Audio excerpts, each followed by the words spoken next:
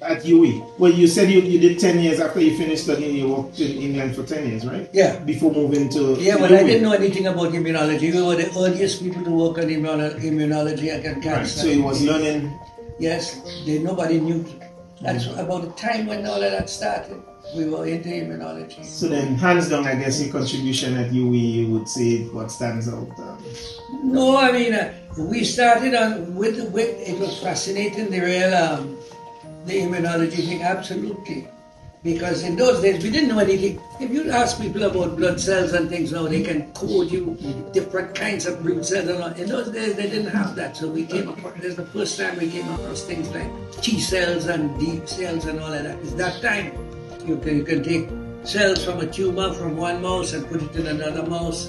It will grow in the abdomen. It's not in the tissue. And after a time they get big and they make a lot of liquid and so eventually the mouse dies. And you assume that the mouse is dying because of the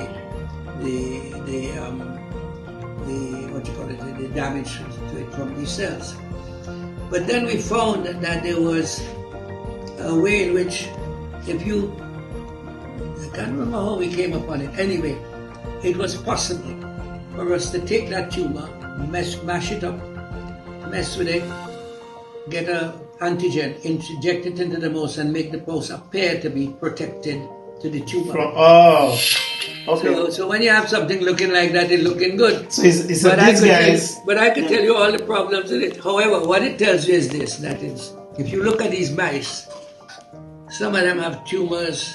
You can't take a mouse from another tumor as we were doing and put it inside and use this tumor because it's foreign to these tumors. So there's a basic problem there. Anyway, I was working, well, what I was really interested in is that the university should be a place that is really improving on things like growing species and that kind of thing. So when I went there, I started working with trying to grow tilapia? No, shrimps.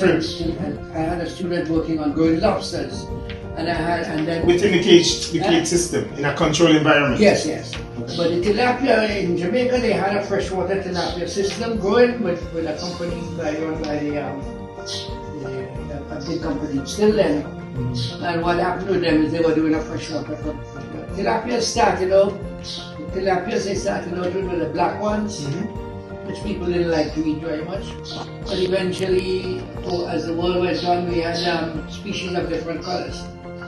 And so we got a red species. And then we got this species acclimated to seawater. So you could actually grow them in tanks in the sea. In the sea, right. And that's what you were focused on? Well, that was one of the things I certainly ended up, but there's a problem with that. Because these fish are not adapted, are not really originally from the sea. The parasites in the sea love them. Because they're docile. And they just eat them yam all over them. Now you can get rid of them easily by just dropping them in fresh water, but if you're in a business, you can't take fish and drop anyway. So I was working with that.